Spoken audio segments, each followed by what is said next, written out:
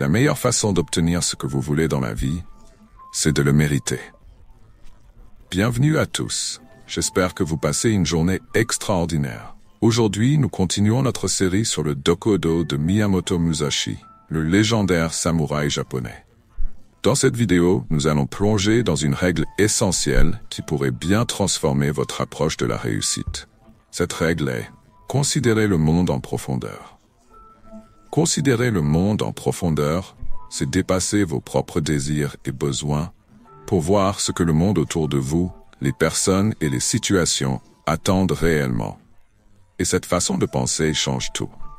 Car soyons honnêtes, la plupart des gens passent leur vie centrés sur ce qu'ils veulent, sans se demander ce qu'ils pourraient apporter en retour. Prenons un exemple courant. La loi de l'attraction. Vous avez sûrement déjà entendu parler de cette idée qui dit que nous attirons dans notre vie ce que nous projetons. Mais la majorité des vidéos et des livres à ce sujet ne font qu'effleurer la surface en se concentrant seulement sur l'état d'esprit. Bien sûr, avoir un bon état d'esprit, c'est important, mais cela ne suffit pas. Imaginez ceci. Vous pouvez lire tous les livres sur le fitness, regarder des dizaines de vidéos, vous imprégner de cette motivation. Mais si vous ne mettez jamais les pieds dans une salle de sport et que vous ne changez pas votre alimentation, rien ne changera dans votre physique. Vous aurez beau penser muscles ou forme toute la journée, sans action, il ne se passera rien. La vraie transformation, que ce soit en carrière, en relation ou dans tout autre domaine, repose donc sur une chose, non pas seulement vouloir, mais mériter ce que vous voulez. Et la meilleure façon d'y parvenir est d'appliquer cette règle de Musashi. Considérez le monde en profondeur. Voici comment cela fonctionne. Dès que vous arrêtez de focaliser uniquement sur vos désirs et commencez à penser à ce que vous pouvez offrir, vous vous différenciez immédiatement de la majorité des gens. Car la réalité est la suivante.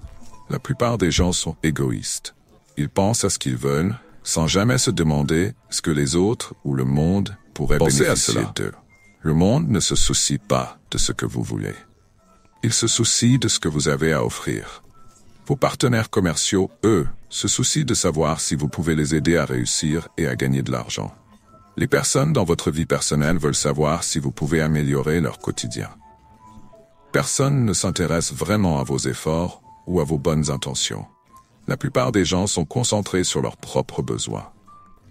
Alors, le jour où vous devenez la personne capable d'apporter ce que les autres recherchent, c'est là que tout change. Vous cessez de courir après et commencez à attirer naturellement les bonnes opportunités et les bonnes personnes dans votre vie. Prenons un exemple concret en affaires. Imaginons que vous êtes étudiant et que vous cherchez à décrocher un emploi dans une entreprise prestigieuse. La majorité des candidats suivent le même schéma.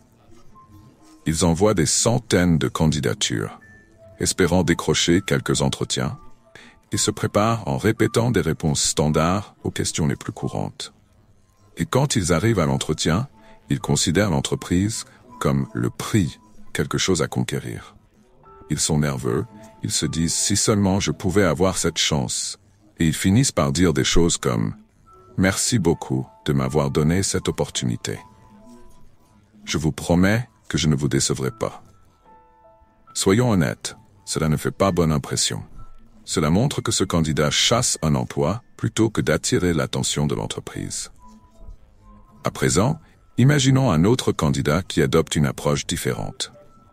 Au lieu d'envoyer des centaines de CV, il commence par étudier en profondeur les problèmes auxquels l'industrie de son choix fait face, ainsi que l'impact de ces défis sur les entreprises pour lesquelles il souhaite postuler.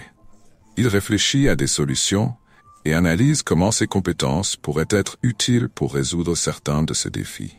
Ensuite, au lieu de se contenter d'envoyer des candidatures, il assiste à un salon de l'emploi où il sait que les entreprises qui l'intéressent seront présentes.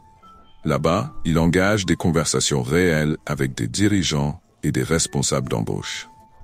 Mais il ne se contente pas de demander « Est-ce que vous recrutez » ou « Puis-je postuler ?» Non, il pose des questions profondes.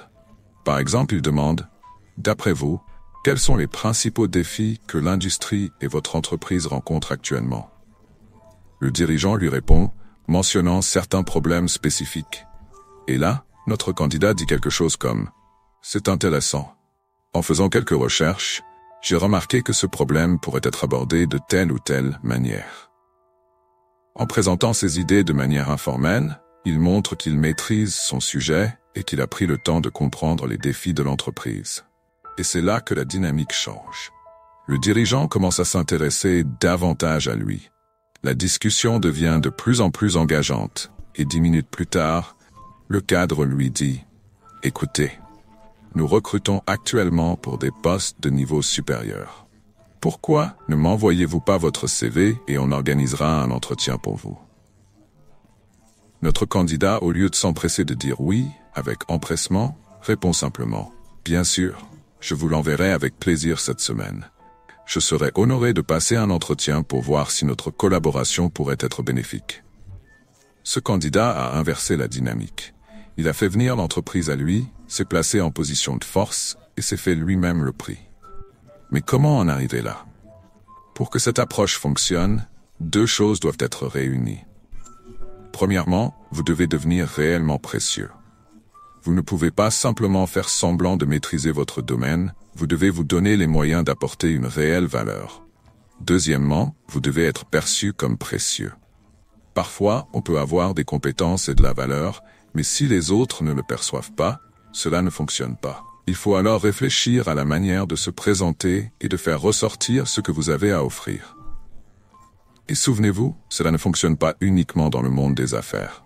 Que ce soit dans vos relations personnelles, vos projets ou vos ambitions, cette règle s'applique partout. Imaginez appliquer ces principes dans votre propre vie, dans chaque domaine, en vous demandant ce que vous pouvez apporter de précieux aux autres. Les opportunités commenceront à venir à vous et vous cesserez de devoir les poursuivre. Alors qu'en pensez-vous? Pensez-vous que Musashi avait raison? Est-ce que considérer le monde en profondeur peut vraiment faire une différence? Faites-moi savoir dans les commentaires. Merci d'avoir regardé. Si cette vidéo vous a inspiré, likez, partagez et abonnez-vous pour ne pas manquer la suite de cette série. À bientôt.